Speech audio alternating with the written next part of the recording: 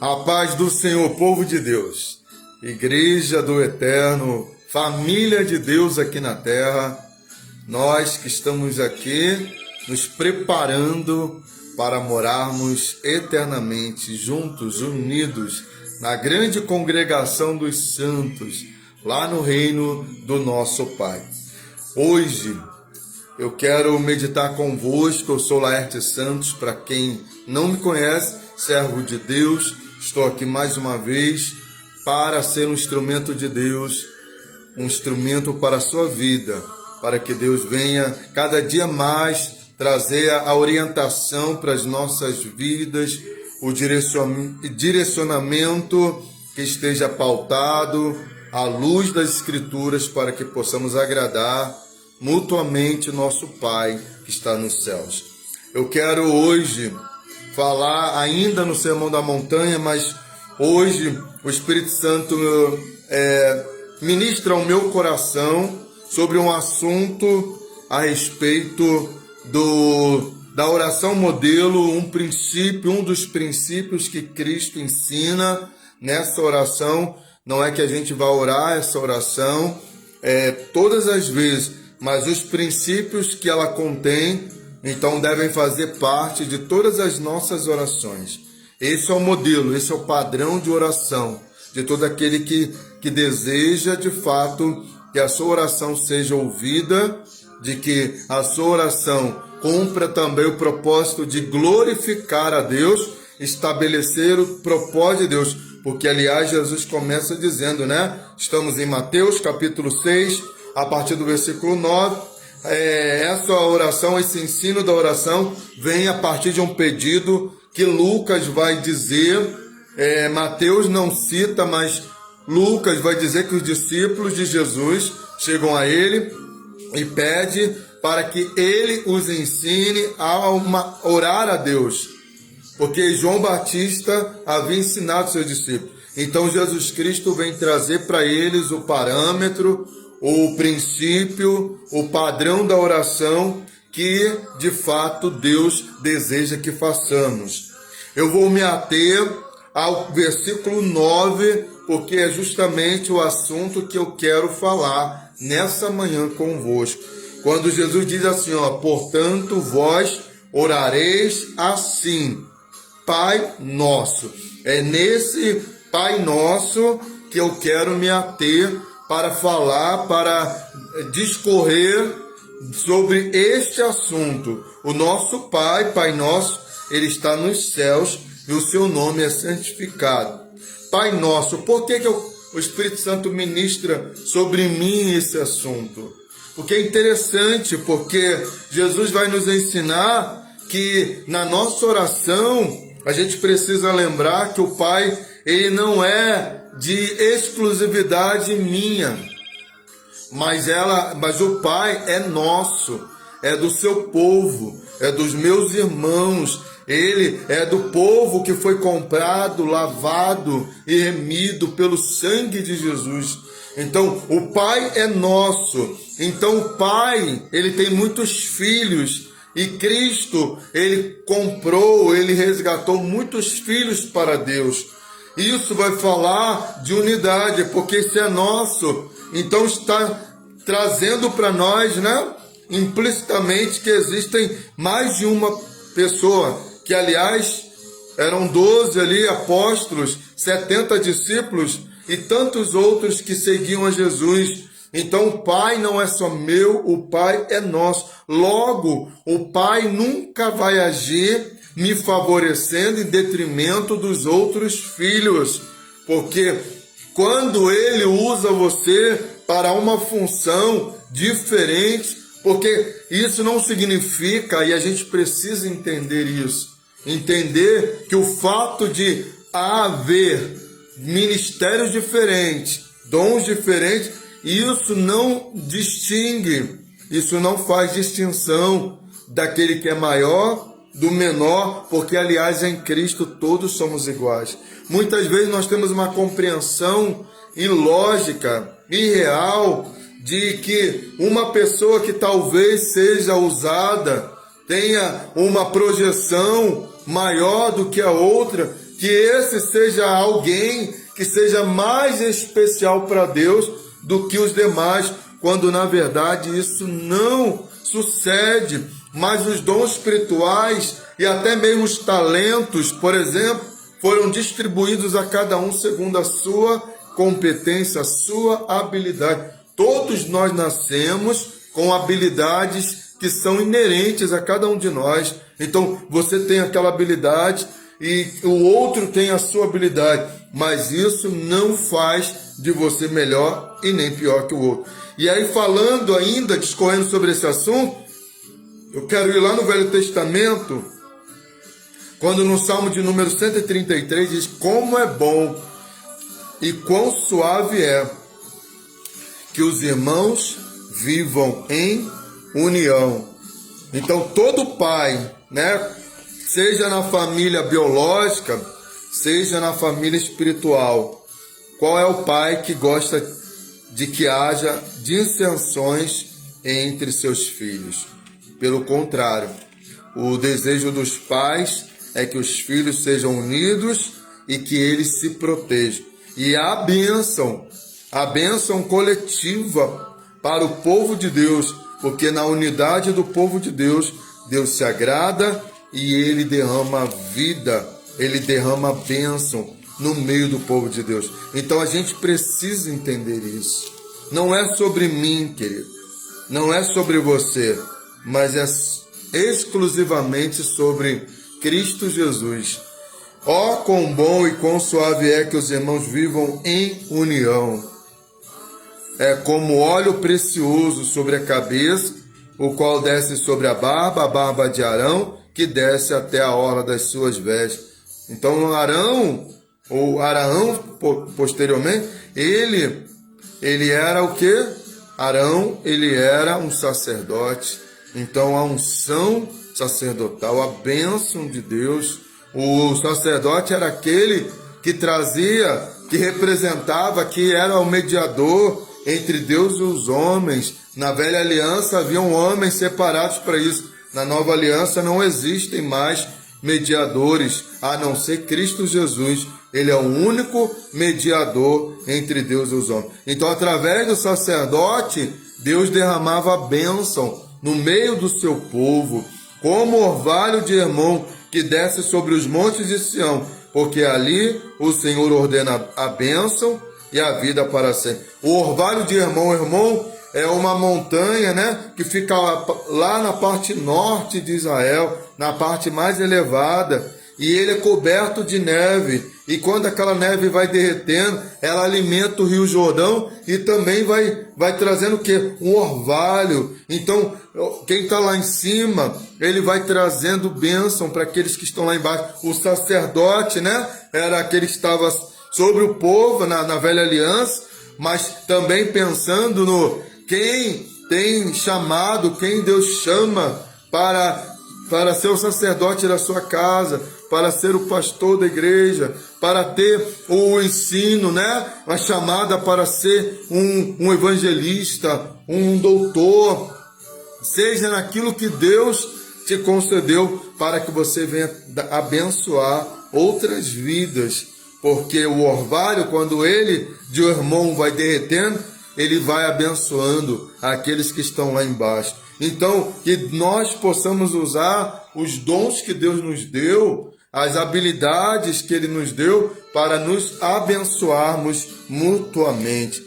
Paulo, num cenário, num contexto de divisão da igreja de Corinto, ele vai falar no capítulo 12 de 1 Coríntios, e aí eu quero falar aqui justamente lá no versículo 25 e 26, quando ele diz assim, ó, para que não haja divisão, porque, queridos, o nosso corpo, ele é pleno, né?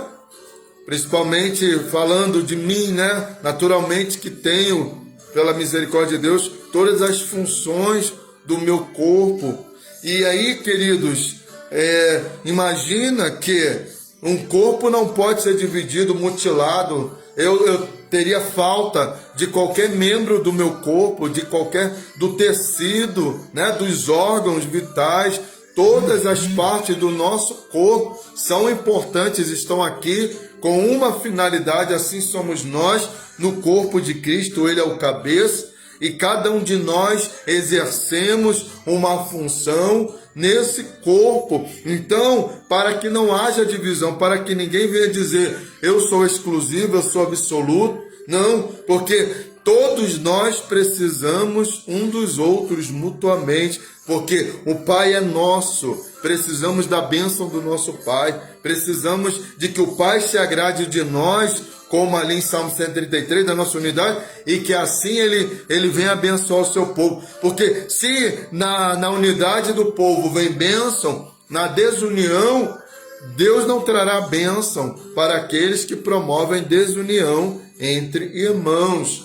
Lá em Provérbios 6, vai falar justamente sobre isso, de coisas que Deus abomina. E a coisa que Deus mais abomina é aquele que promove dissensão. Ele traz desequilíbrio, ele traz ruptura de relacionamento, de comunhão, ele quebra os princípios, que é o princípio da unidade. Então, que nós não venhamos promover a desunião, mas venhamos ser os pacificadores, porque bem-aventurados pacificadores, porque eles serão chamados filhos de Deus. Então, para que não haja divisão no corpo, mas antes tenham os membros igual cuidado uns pelos outros. Nós precisamos cuidar um dos outros, não cuidar da vida um dos outros de forma especulativa, mas precisamos cuidar um dos outros de forma entranhável, profunda, aquele amor realmente de me colocar no lugar do outro, de entender, como diz aqui,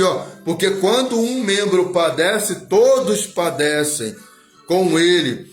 Também, se o membro é honrado, todos os membros se regozijam com ele. Não há inveja, não há disputa, não há dissensões, porque o membro foi honrado, porque é o tempo dele ser usado, né, na função do corpo. Então, minhas mãos estão sendo usadas e minha boca, mas o meu pé está parado nesse momento, eu estou aqui inerte, mas as minhas mãos, os membros superiores e a minha boca está, e a parte aqui superior está em movimento, mas a parte inferior está parada, porque nesse momento é o que eu estou utilizando para a comunicação.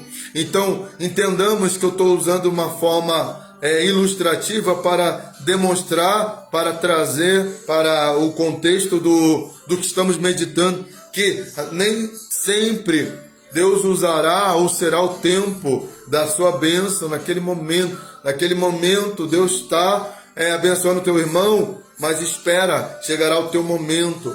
Naquele momento, Deus está usando o teu irmão. Lembra até desse princípio quando Paulo estabelece a ordem do culto. Então, que mais de um profeta não poderia estar profetizando junto, porque Deus não poderia estar falando por duas pessoas ao mesmo tempo. Não que ele não faça, porque ele está fazendo isso aqui em vários lugares, mas estou falando no mesmo ambiente, para o mesmo público. Imagina eu falando, outro profetizando ao mesmo tempo e o outro.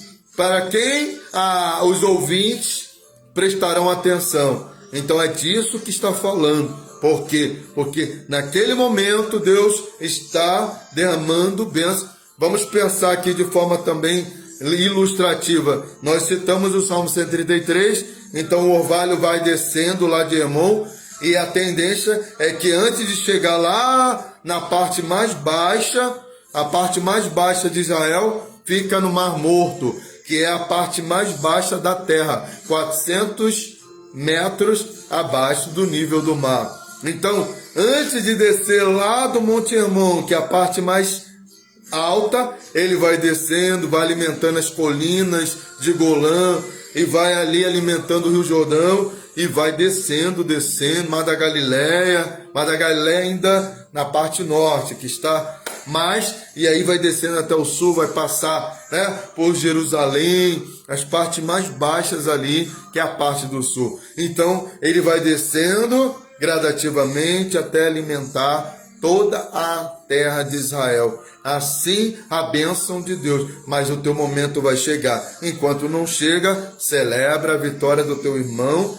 e se não chegou na minha vida, eu devo celebrar a vitória do meu irmão. Não é sobre nós, é sobre Cristo. Não é uma disputa, uma concorrência, não é uma corrida de um em relação ao outro. Estamos correndo juntos, chegaremos juntos no mesmo objetivo. Até cheguemos com confiança. Eu quero citar Hebreus 4,16 e me veio ao meu coração Hebreus 12 também. Porque sempre na primeira pessoa do plural, né? Não na primeira pessoa do singular, eu, não, nós chegaremos, nós correremos, nós alcançaremos, nós venceremos. O Pai é nosso, as promessas são para nós e para os nossos filhos e para todos aqueles que acreditarem. Então, Deus vem tirar de nós essa questão da individualidade, do egocentrismo, do eucentrismo, para colocar em nós, para derramar em nós, para fazer através de nós. Hebreus 4,16. Cheguemos, pois, não chegarei, pois, mas cheguemos, pois, com confiança ao trono da graça, para que possamos alcançar misericórdia e achar graça, para sermos ajudados em tempo oportuno. Cheguemos com confiança, porque Cristo rasgou o véu, não há temor, porque o véu que nos separava de Deus, ele não separa mais. Quando Jesus morreu, o véu se rasgou e hoje nós podemos adentrarmos no Santíssimo Lugar. Hebreus 12 diz, vamos lá, portanto, nós também, nós, o povo de Deus, a igreja do Deus vivo na terra, nós que fomos comprados, lavados, adquiridos por um bom preço, o sangue de Cristo, portanto, nós também que estamos rodeados de uma tão grande nuvem de testemunho. Por isso que precisamos cuidar da forma como nós agimos, do nosso testemunho, porque nós somos embaixadores de Cristo, nós representamos o reino do Pai.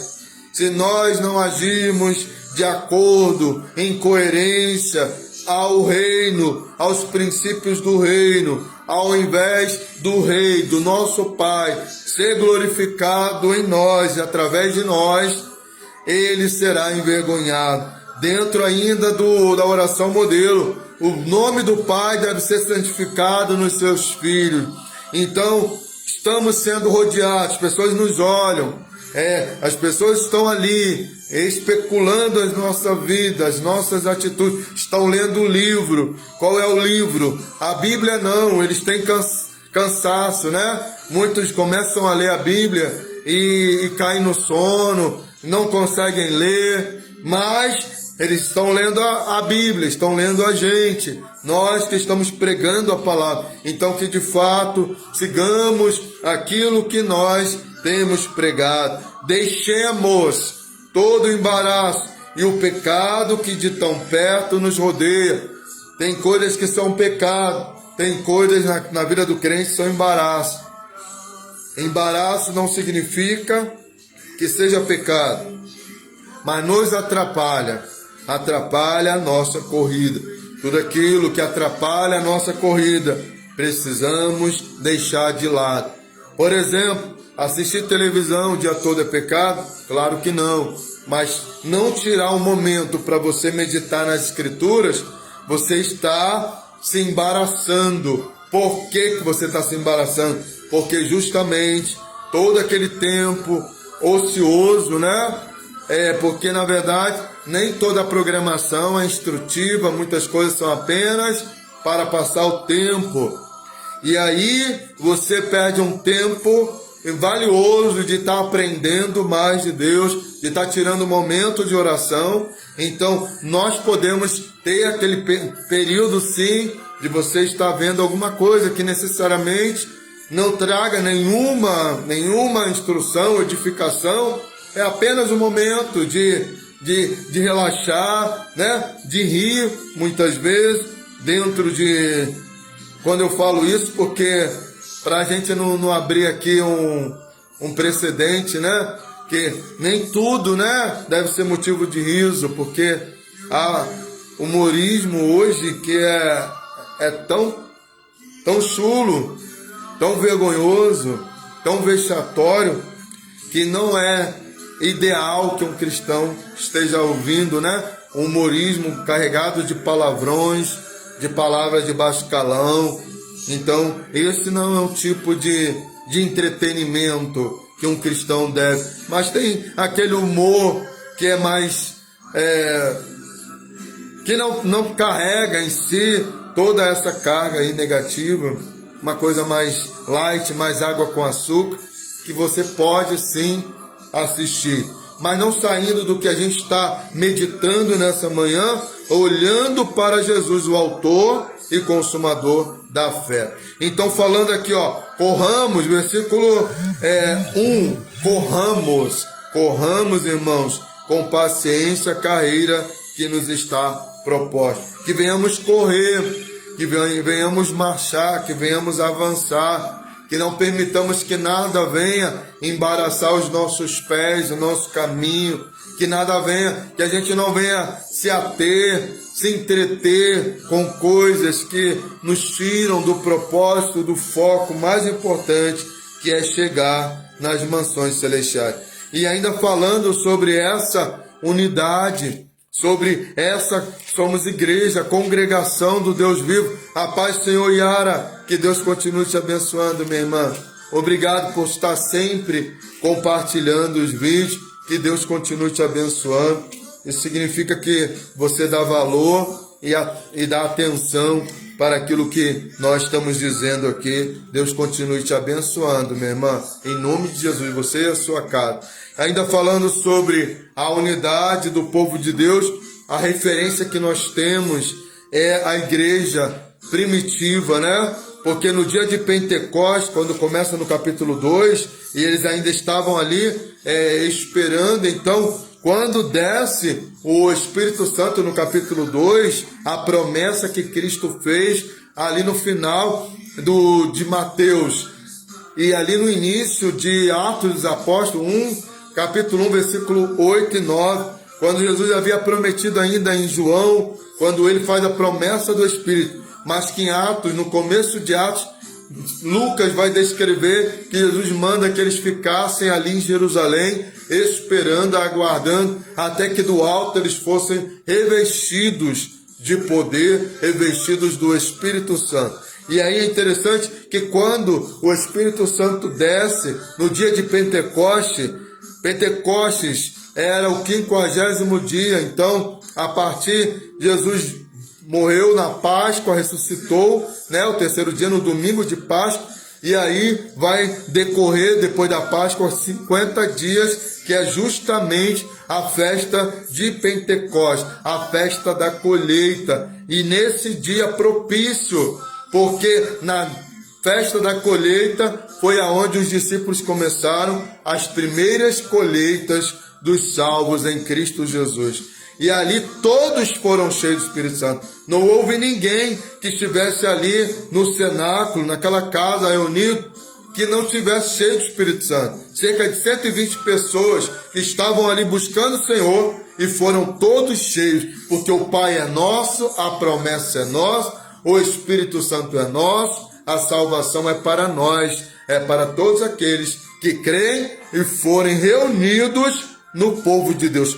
Quando a gente avança aqui no capítulo 2 e sai aqui do versículo 2 para o 42, então aí a gente vai ver que a igreja primitiva, ela perseverava na doutrina dos apóstolos. Então havia uma doutrina, né? E ela era dos apóstolos que receberam de Cristo, porque esses 12 foram instruídos por Jesus Cristo. Aqui houve uma mudança, Judas Iscariote já não faz mais parte dos apóstolos, mas tem aqui Matias, e ele faz parte agora dos apóstolos de Jesus Cristo. E aí, meus irmãos, Mas esse homem também havia participado juntamente com os demais e ele conhecia todas as instruções que os outros haviam recebido. E esse povo, essa primeira igreja, ela persevera o quê? Perseverar na doutrina, porque onde não há doutrina, onde não há alinhamento de ensinamento, onde um acredita numa coisa e outro acredita em outra, vai haver o quê? Vai haver dissensão, vai haver confusão. Então todos estavam ali perseverando num único fundamento. Efésios 2:20 fala no fundamento dos apóstolos, que receberam de Cristo, que é a pedra angular. Eles aprenderam do Senhor e transmitiram os ensinamentos. Então perseverar na doutrina. Nós precisamos ter doutrina. Sem doutrina as pessoas perecem. Não adianta. Muita gente fala, mas eu não sigo religião, a minha religião é Jesus Cristo. Mas, querido, o próprio Jesus, a gente muitas vezes, as pessoas querem trazer um discurso muito bonito, de que não precisa estar reunido, que não precisa fazer parte do corpo da igreja, quando o próprio Cristo, ele edificou a igreja, ele que mandou que os discípulos levassem a palavra e pregassem o evangelho a toda criatura.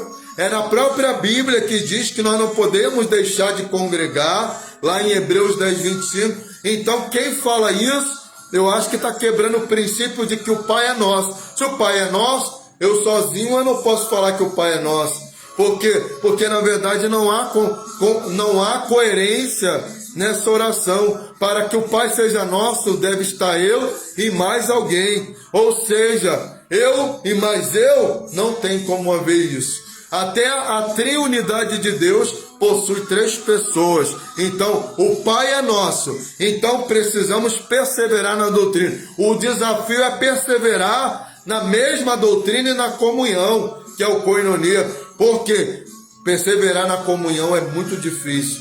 Porque são pessoas diferentes. Tem aquelas pessoas que elas são difíceis de se relacionar. Tem aquelas pessoas que elas muitas vezes exercitam em nós a paciência, a tolerância, o amor, mas que a gente precisa aprender, porque também nós somos imperfeitos e Deus age assim conosco, porque nem sempre acertamos no passado ou acertaremos totalmente, porque somos humanos, limitados e falíveis. Tem dias que a gente está um pouco... A gente é estranho, tem dia, né? Pode ser a melhor pessoa do mundo, mas tem aquele dia em que ela quer ficar sozinha, ela quer ficar na dela, e que ela naquele dia, ela não tem tanta paciência. Então somos humanos, todos somos humanos. O único que nunca falhou foi Jesus Cristo, porque fora dele, todos nós somos limitados. Por isso estamos aqui, num corpo, mutuamente, crescendo mutuamente, aprendendo mutuamente a viver em comunidade. Comunidade, algo que é comum. Então a unidade do povo de Deus, é isso que agrada a Deus. Não é quando um filho está falando mal do outro, quando um filho está puxando o tapete do outro, quando um filho está levantando falso contra o outro, quando um filho está se aproveitando da sua posição hierárquica para humilhar e esmagar o outro. Porque, aliás, o próprio José nos dá um exemplo maravilhoso. Quando seus irmãos primeiro tentaram matá-lo e depois desistem, por causa da intervenção. Rubem, que era o mais velho, ele intervém inicialmente, e Judá, que era o 4º filho, também vai intervir e vai sugerir que o vendessem, para que ele não fosse morto, e ele foi. Passou por momentos terríveis lá no Egito, mas quando Deus lhe colocou numa alta posição lá no Egito, e aí ele vai chamar a família, porque houve uma grande fome, e agora ele vai proteger os seus irmãos. Ele não vai usar da autoridade que Deus lhe dera para se vingar, para agora agir com eles de acordo com o merecimento, e esmagá-lo todos os dias. Não, agora ele chora quando ele vê os seus irmãos, ele os abraça, ele os ama, ele os perdoa e ele os chama para si e ele os protege, porque é esse o princípio, é esse o propósito. Somos uma família, somos diferentes, sim, mas em Cristo somos um. Então a igreja primitiva perseverava na doutrina, no koinonia, nas orações. A igreja precisa entender que a oração é um pilar na vida do crente, na vida de uma igreja que queira realmente ter o direcionamento. A igreja primitiva vivia em oração, os apóstolos, a gente vai ver os homens de Deus na Bíblia Sagrada, sempre referindo que eles estavam em oração. A oração, Tiago vai dizer, de um justo, ela é eficaz, ela é poderosa. A oração, quem ora, ele vai ter de Deus ousadia. Ali ainda em Atos 4:13, quando eles terminam de orar, eles vão receber de Deus poder, ousadia. Então, se eu não oro, se eu não tenho momento de oração, de intimidade com Deus, eu serei uma pessoa vazia, porque nós somos frágeis. É no momento da oração que Cristo nos renova, que Cristo nos fortalece, que Cristo nos reanima, que Ele ministra em nós. Aquele momento em que você está ansioso, preocupado, com medo, então Deus vem com bálsamo, Ele vem trazendo alívio, Ele vem trazendo paz, Ele vem trazendo graça, Ele vem trazendo alegria. É a presença de Deus na oração, no diálogo que eu preciso ter com o meu Pai, com o nosso Pai, diariamente. É isso que fortalece a nossa alma. Quem não ora, quem não tem tempo para orar, vai viver realmente, querido, uma vida cristã fracassada, porque a oração, ela nos dá poder espiritual para vencermos as demandas da vida, os desafios da vida. E aí, esses irmãos que viviam dessa forma e partiam o pão, compartilhar aquilo que é bom, seja uma palavra, seja apenas em silêncio, ouvindo alguém lhe confidenciar com você, compartilhar com você, porque a Bíblia fala, compartilhar uns com os outros, os vossos sofrimentos, os seus problemas. Tiago ainda fala assim, confessai vossas culpas uns para os outros. Querido, não fala para qualquer pessoa, porque nem todo mundo no corpo da igreja está preparado, mas para aquela pessoa que você vê que essa pessoa, seja um homem, uma mulher, na igreja do Senhor, que você vê nele responsabilidade, que você vê dele e nela comprometimento com a palavra, com Deus. Você vê testemunho. Então não sofra sozinho, porque é melhor que andem dois juntos. Ainda lá em Eclesiastes vai falar, porque se um andar junto com o outro, se um cai, o seu companheiro levanta, mas se ele andar sozinho, quem o levantará? Porque um cordão de 3 dobras, ele não se quebra facilmente, ou ele não vai se quebrar. É Deus, você e eu, nós em Deus nos tornamos inabaláveis, inquebráveis, indestrutíveis, porque juntos nós somos mais fortes em Cristo Jesus. E em toda a alma, eu estou lendo aqui Atos, e aí a referência do versículo 42 ao 47, então em toda a alma havia temor, coisa que tem faltado nos dias de hoje. O temor do Senhor é o princípio da sabedoria. As pessoas fazem o que elas querem, falam o que elas querem, elas agem como elas querem e elas não têm temor. Mas o temor é o princípio da sabedoria. Todos os que criam estavam juntos, reunidos na congregação dos santos, tinham tudo em comum. Lembremos que quando Deus ele mandou que Moisés criasse o tabernáculo, aquela tenda, inicialmente, antes de avançar ali para o templo de Salomão, quando ele cria, ele constrói aquele templo que naquela época ele era exuberante, maravilhoso, né?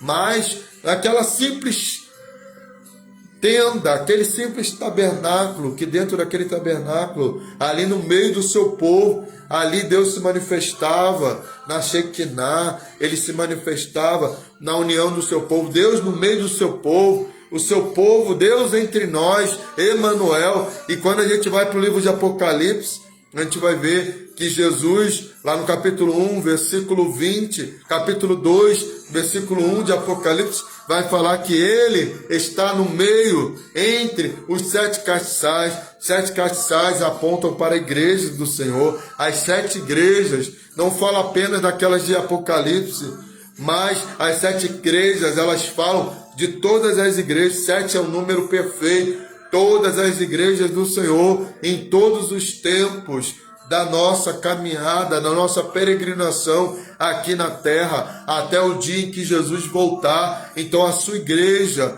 na peregrinação aqui, porque somos embaixadores, somos peregrinos, nossa casa não é aqui, a nossa casa é no reino de nosso Pai. Então, queridos, é interessante que estavam em comum.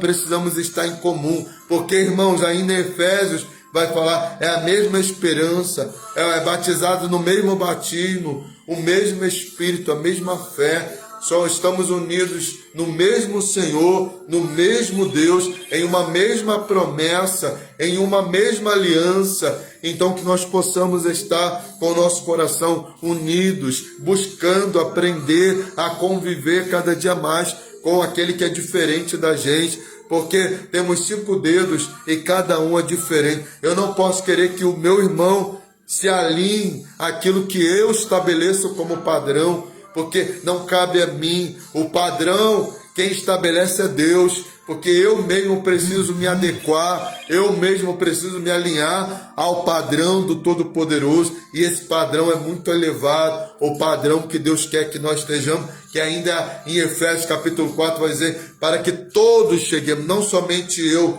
não somente você, querido. A gente precisa parar com essa forma que muitas vezes nós temos do eu quero, é do meu jeito, tem que ser como eu quero. Não tem que ser como a gente quer, tem que ser do jeito de Deus, do jeito que Ele estabeleceu. O Evangelho não vai se render aos caprichos de um filho mimado. Não, nós é que precisamos nos adequar, nós é que temos que nos abaixar e não Deus. Deus não se abaixa para agradar um em detrimento de outro. Nós é que precisamos nos alinhar aos propósitos de Deus. Então, Efésios capítulo 4, versículo 11, à frente, olha o que está escrito. Estamos falando sobre unidade, estamos falando sobre congregar-nos, sobre reunirmos, sobre sermos um no Senhor, sobre o que nós temos em comum, as mesmas promessas,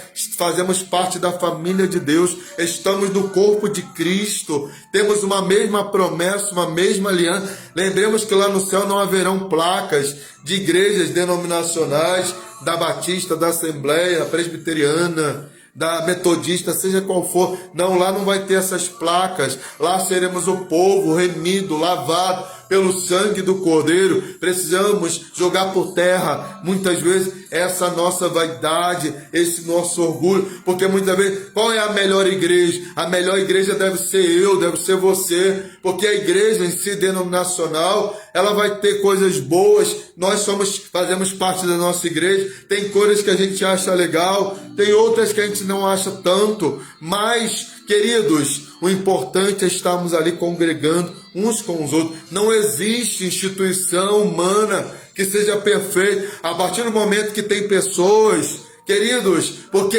é igual a mensagem de Deus é perfeita, mas muitas vezes o interlocutor, eu, por exemplo, posso em algum momento vacilar, posso em algum momento, escorregar em algum ponto, falar algo que não esteja coerente. Cabe a mim depois retificar, corrigir, me chegar diante de quem eu ofendi, se de fato eu ofendi. Não, o que está escrito na Bíblia a gente não tem que mudar nada. O que Deus disse está dito. Mas muitas vezes um posicionamento nosso, uma posição, uma visão nossa, pessoal, que também não deve ser colocada em prática. Porque o evangelho não é sobre o que o homem pensa, mas é o que Deus pensa e diz. Então, que nós cheguemos de fato à luz, né? Ao conhecimento daquilo que Deus quer transmitir ao coração das pessoas. E ainda aqui em Efésios, quando a gente fala sobre essa unidade, Efésios 4, então Jesus, ele deu para apóstolos, outros para profetas, outros para evangelistas, outros para pastores e outros para doutores. Então, esses ministérios não são títulos ali meramente para ficar ali como algo de enfeite, não. Não, esse ministério e os dons ali de 1 Coríntios 12 são para serem usados a serviço do reino de Deus. Porque quando Deus ele vai dar esses ministérios, quando Deus reparte os dons, quando Deus, o Espírito Santo, reparte os talentos no meio da igreja, é para que, querendo o aperfeiçoamento dos santos para a obra do ministério, e para a edificação do corpo de Cristo, para a edificação do corpo de Cristo somos nós, a igreja de Deus, a igreja de Cristo Jesus, até que todos e não um. Deus não quer que somente um chegue nessa corrida, todos precisamos chegar à unidade da fé. Que desafio! Tantas igrejas, né? Tantas denominações, tantas visões, e que olha o desafio que nós precisamos, todos, de qualquer denominação, nós precisamos mudar a nossa oração. Precisamos orar, Pai nosso que está no céu. Precisamos pedir, Senhor, nos direciona como povo de Deus, para que todos nós, independente da nossa denominação, cheguemos, ó Deus, para a edificação do corpo de Cristo e até que todos cheguemos à unidade da fé. Porque, queridos, Deus não está preocupado com o nome da nossa denominação. O que Deus tem, na verdade, o cuidado dele é com cada um de nós. Eu amo a minha igreja, sou muito abençoado lá, porém, a minha igreja não é melhor do que a sua. Porém, eu devo ser essa igreja, porque a denominação ela não vai subir. Quem vai subir com Cristo são pessoas. Ele morreu, foi por causa de pessoas. Então, até que todos... E uma igreja boa, ela tem que estar fundamentada na Bíblia. A questão é que hoje a gente não pode dizer para a pessoa, olha, aceita Jesus e procura a primeira igreja, a igreja mais próxima da tua casa. É complicado isso, porque na verdade tem que ser a igreja que esteja mais próxima das Escrituras.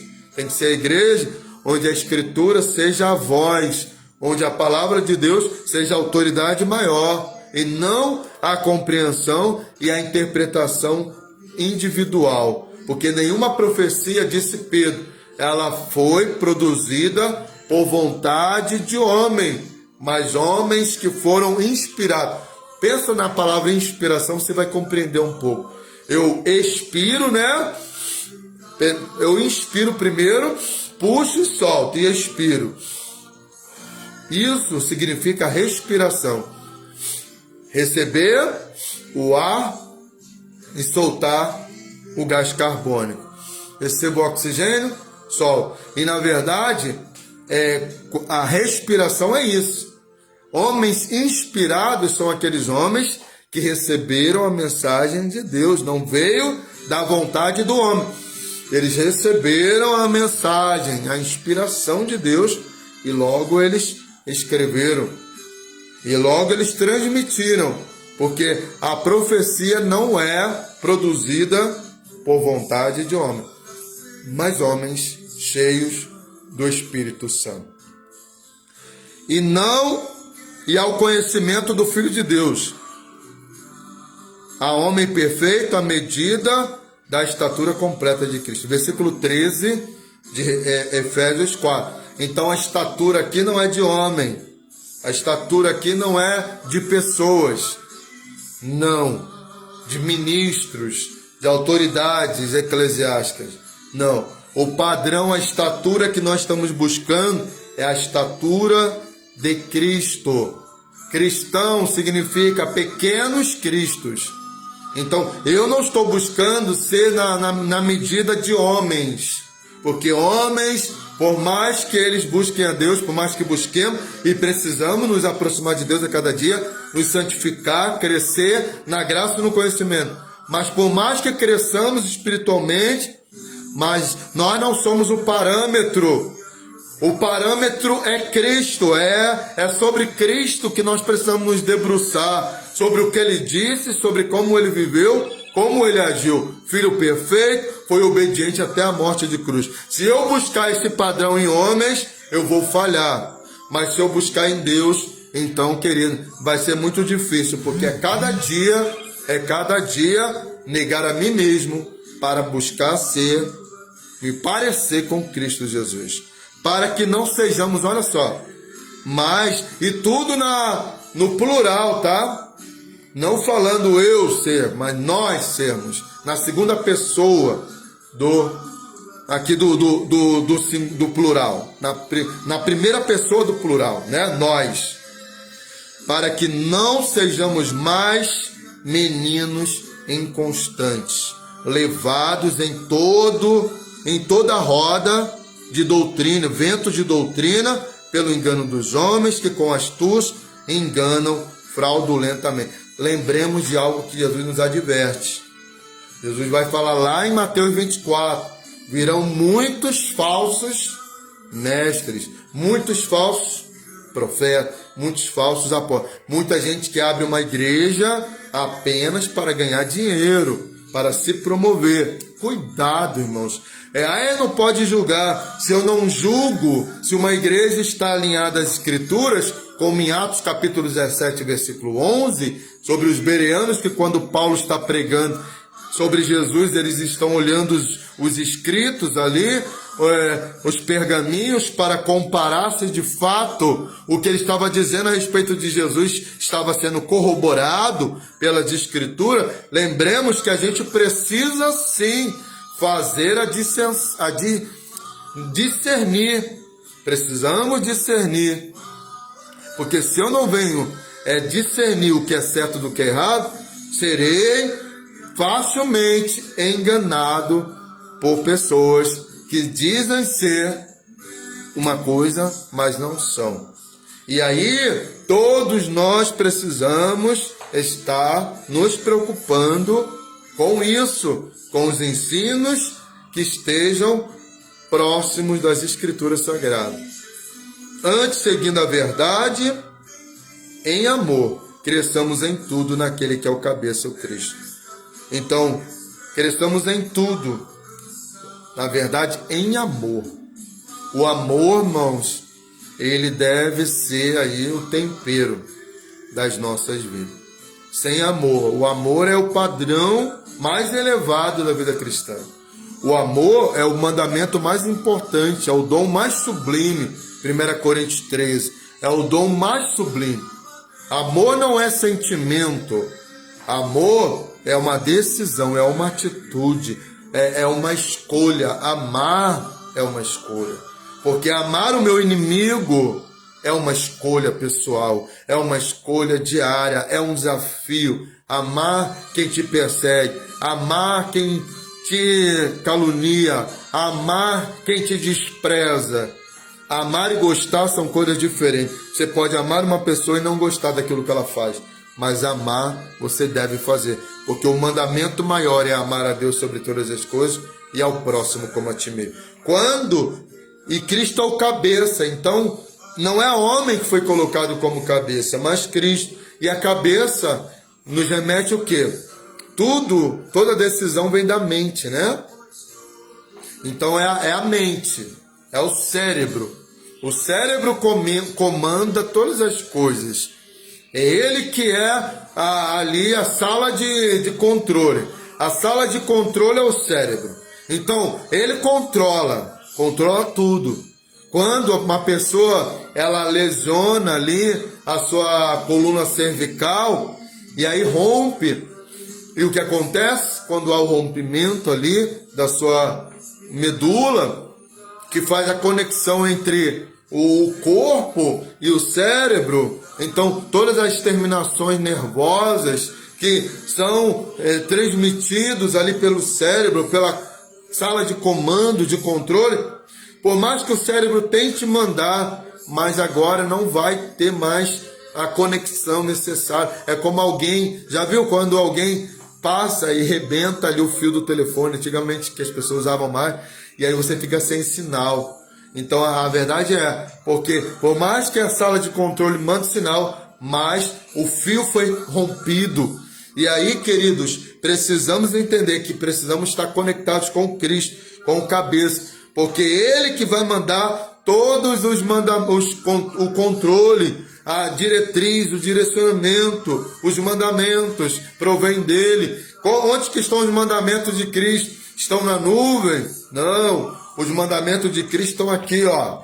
Ainda estão aqui e permanecerá aqui, porque essa é a revelação oral de Deus, essa é a revelação fidedigna de Deus, essa é a revelação que Deus nos deu de como Ele quer que nós andemos. Se você quiser andar segundo o que você acha de Deus, ok, você vai se perder, porque o homem, o seu juízo, a sua compreensão, o seu discernimento do que é certo e do que é errado foi comprometido quando Adão e Eva pecaram.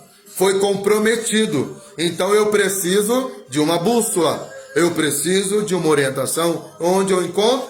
Na palavra de Deus. Somente nela. Ela é a nossa regra de fé. Fora da palavra de Deus, não há doutrina e ensinamento pleno, cabal, absoluto, a não ser nas escrituras sagradas. Nossa regra de fé. Do qual todo o corpo bem ajustado, ó, ajustamento. Precisamos nos ajustar. E aí, como no encaixe, né? Vamos pensar que a gente precisa ceder. Se eu não cedo, se você não cede, cada um quer fazer do seu jeito, não vai haver ajustamento. Então precisamos nos ajustar. Precisamos ceder. Precisamos nos humilhar em Deus. Precisamos aceitar que Deus tem a verdade, nós não. E ligado, e aí nós somos ligados pelo auxílio de todas as juntas, segundo a justa operação de cada parte. Então cada um de nós nesse corpo, desempenhando a nossa função com amor. O amor é a base de tudo. Ele vai terminar falando sobre o amor. Sem amor, perder o amor não adianta, fazer tudo certo e perder o amor. Lembra da igreja de Éfeso? A única advertência ou a única coisa que Jesus pontua como erro daquela igreja era justamente que ela tinha abandonado o primeiro amor. E aí é a única, mas é o essencial, perdeu tudo. Não basta somente ser trabalhador, não basta somente estar ali fazendo tudo na obra de Deus, ser ativo na obra de Deus, não basta somente conhecer o certo do errado, discernir o falso apóstolo do verdadeiro apóstolo, o falso ensino do verdadeiro ensino. Isso é muito importante. Porém, eles perderam o amor. E o amor é a cola. O amor é aquilo que adere. O amor é que faz com que tudo funcione. O amor é que faz com que todo o ligamento, todas as juntas estejam ali perfeitamente ligados, para que haja uma manutenção, a manutenção do perdão, né? O amor vai fazer com que um se perdoe, para que um tolere, tenha paciência um com o outro, para que um não faça para o outro aquilo que ele não gostaria que fizessem contra ele. O amor é que faz com que a gente não invada, que a gente não tome, usurpe aquilo que é do outro, mas que a gente fique naquilo onde Deus nos chamou. Olha como o amor é importante. O amor é que dá o sabor para todas as coisas, é o tempero para todas as coisas. Já viu comida de mãe? Pode ser um arroz e feijão, mas é gostoso porque tem amor. Tudo que tem amor é o motivo, é o propósito.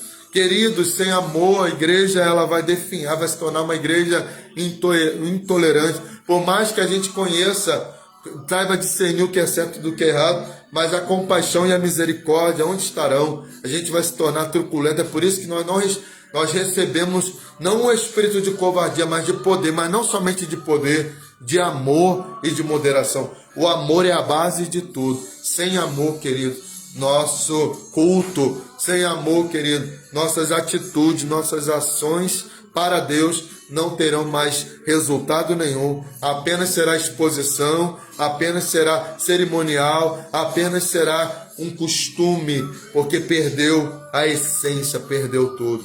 E aí ele termina, né? Faz o aumento do corpo para a sua edificação em amor. Aí a gente precisa saber que a igreja muitas vezes, se ela está inchando ou se ela está crescendo. Inchaço vem de orgulho, inchaço vem de soberba. É por isso que muitas vezes o que acontece é um inchaço. Muita gente, cada um querendo se aparecer mais do que o outro. Muita gente, cada um querendo ser melhor que o outro. Muita gente, mas cada um querendo pregar melhor do que o outro. Cada um querendo ser mais do que o outro. Isso é inchaço. Isso é inchaço, é edema. Porque quando tem amor, Paulo, a Bíblia vai falar várias vezes, considera o outro superior a vós. Aquele que quiser ser o maior, sirva aos outros. Porque o amor, ele vai trazer isso pra gente. Essa simplicidade, colocar no lugar do outro, amar o outro como a ti mesmo. Não faça para o outro, ou faça para o outro aquilo que você gostaria que fizessem para você, e não faça para ele aquilo que você não gostaria que fizesse contigo. Então, há crescimento, há crescimento. Um não ocupa o lugar do outro, mas um honra o outro, um celebra a vitória do outro, porque tem amor, porque um está querendo que o outro seja honrado, um cuidando do outro. Mas onde tem inchaço, não me importa o outro, me importa a mim. Eu quero a minha vitória. Farinha pouca, meu pirão primeiro. Primeiro eu. Senhor, eu quero. Eu não estou preocupado se o outro tem mais urgência. É a minha demanda, meu Deus. É eu que quero. Eu que quero. Então isso é inchaço, é soberba, isso é orgulho, isso é vaidade. Jesus não está nesse negócio.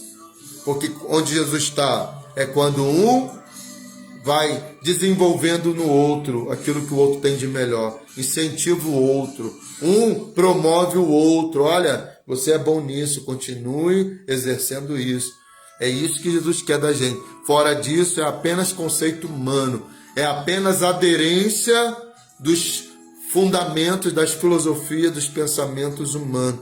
É o fundamento, é o pensamento humano sendo travestido de cristianismo. Porque o cristianismo nunca foi sobre nós, nunca foi sobre em relação aos outros. Mas é a unidade, é um povo unido, é o povo de Deus, é a igreja de Jesus Cristo. Não venha para a minha igreja propriamente dito, venha para Cristo, porque Ele salva. Mas não vá para qualquer igreja também, mas vá para a igreja onde Jesus Cristo, Ele é a pedra fundamental. É sobre isso, irmão. O Pai é nosso, o Pai não é meu. Eu não posso colocar Deus numa caixinha e dizer, Ele é meu, só meu, como uma criança mimada, né? Aquela criança que ela pega o brinquedo, às vezes, do outro. Já viu uma briga de criança? A criança vai lá e pega o brinquedo do outro, é meu, e ninguém tira da mão dele, ele começa a chorar. Muitas vezes a gente age como menino, como criança. Quando a gente quer dizer, Deus é meu, é tudo meu, tudo para mim, só para mim, só para mim. Isso é coisa de criança. Porque quem amadurece em Cristo, quem cresce em Cristo, ele vai entender que Deus não cabe dentro de uma caixa. Deus é Ele que estabelece, é Ele que faz. Cabe a nós não somente obedecer naquilo que me é conveniente, mas obedecer em tudo. Que Deus nos abençoe.